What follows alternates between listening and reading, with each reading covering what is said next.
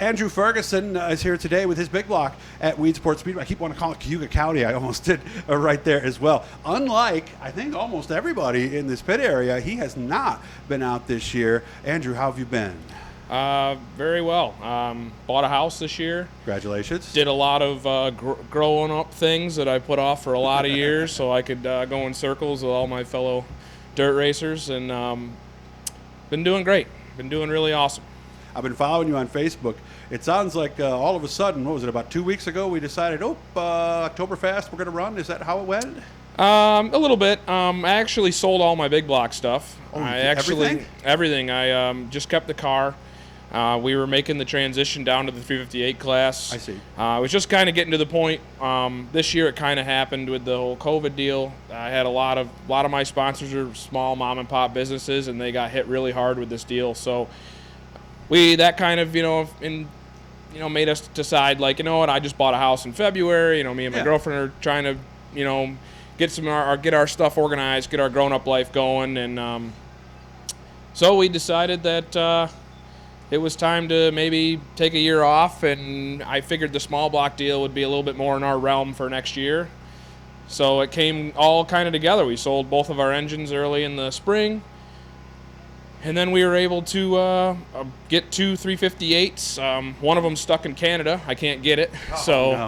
This is a backup engine that we kind of pieced together. I bought an engine with the wrong different cylinder head package on it that wasn't legal in the spec head class, so Gotcha. I had to sell those and get the proper top end and proper things to make it legal for the class, and we thought we weren't going to have it till the end of the year, which was no big deal. It's going to be our backup engine, and actually we got finished earlier than we thought. So my dad has been itching really bad all year. We've been doing a lot of projects on our house, building decks and walkways and rewiring stuff. We fully finished the garage to outfit a race team, and he said, you know what, we've been doing enough work for one summer, let's go play a little. And if it wasn't for him, I wouldn't be here at all. Like him and the crew guys, my father was really kind of the whole pushing us here. Nice. So got to thank him a lot. So what's the plan now that you have a 358?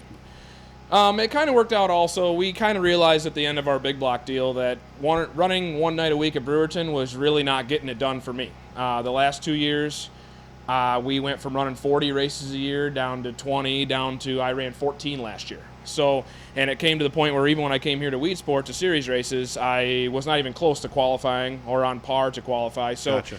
It wasn't really a lack of equipment or a lack of effort. It was really just more of an eye-opener that we need to race all the time. Seat time. And I moved to Mexico, New York, and Canandaigua is the only other place besides Brewerton, and it is a long haul. Yeah. And hour 45 minutes, roughly. About 2 hours, with a trailer, maybe a little less. So it just kind of all came in perspective. Can-Am is 50 minutes from me. Fulton is 20. Even Utica's only an hour. That's true. Thunder Mountain's just over an hour. I got a lot more options with this 358 deal, and I think maybe we'll find out for sure. But from a lot of the bigger guys I talk to, there are parts of it that are a little bit more affordable for the average modified driver. So we're gonna try it. Very excited. Changed a lot of stuff. Whole different class, different suspension, changed shocks manufacturer. So basically, the only thing is the same as me and the seat belts. That's about it. So. Oh well. Well, you know the tracks at least. I mean, you've got some laps here at Weedsport, right? Yeah, I got a few laps here. Fulton, I haven't raced there in 2 years. A couple years now since they switched.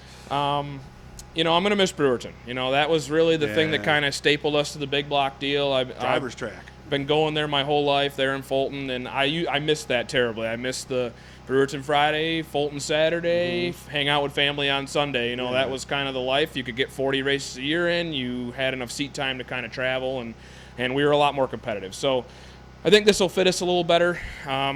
We're just as excited as ever to do this, and so here we are. We figure we come play. Tonight is mainly just going to be make sure it stops and turns, and not looking for any sort of speed or anything tonight.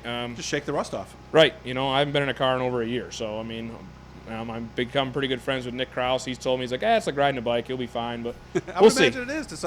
But everybody tells me, you'll be out there turning laps, but it's that knowledge and the little things as the track changes that you'll be behind on, right? Yeah, a little bit. I think talking to a few people. I talked to Timmer Sears on Friday nights at Can-Am when I've been going up to watch, and Mike Bowman and I have become pretty good friends over the last couple of years. He had made the switch when they first changed, and I think there's a little bit of a different driving style between these and the big block. You know, you got a lot less weight on the nose, and you know, you really got to keep your momentum up. It's a lot more like a sportsman deal, which, you know, I think a lot of what you kind of trained yourself in the big block deal of shutting down, hitting the brown, making sure you're straight off the corner. A lot of that still applies, but you also need to remember you got to keep speed up. So, you know, I think it's going to be a little bit of a challenge there for me, but, you know, we'll see. We're just going to try and have some fun. Well, that's the big word. I'm glad you said it, too. So I hope you have fun tonight. I'll be watching you out there. And which races are we going to run during Oktoberfest? So as of right now, if tonight goes well, we're actually thinking about going to Can-Am this Saturday night. And just running that big block, small block deal. Yeah, get some laps, right? Purely just trying to – I have about 50 laps lifetime at Can-Am, so – would really like to get some laps there. I ran Utica a few seasons ago, 2 full years in the Open Sportsman. So I got some laps there. Hopefully that'll come back to me. And then Fulton, hopefully we're going to go there Tuesday and test. So we're planning on another test coming up on this Tuesday. Yeah, next week. Okay. So the 29th. So we're planning on doing all 3 small block shows and Can-Am next week. And that'll probably be it. We'll see what else pops up. I've heard all sorts of rumors of deals, but, you know, you don't know till you know. So exactly. I'm glad things are going well for you. Life's good? Everything's good? Life is great, man. We didn't slow down at all. I'm glad.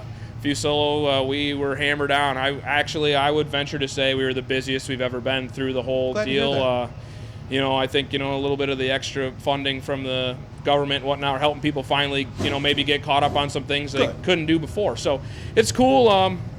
Loving it. Got a promotion there. Loving working there. They treat me well. So looking forward to having some fun at the end of this year. Andrew Ferguson, another graduate of the Syracuse Microd Club, by the way. Hit the blue E that's down in the corner there. That'll let you know every time we're putting up something cool. It doesn't cost you any money, but that way you'll know. Good to see you, man. Please give Mom a hug for me, and I'll talk to you soon. Thank you, Doug.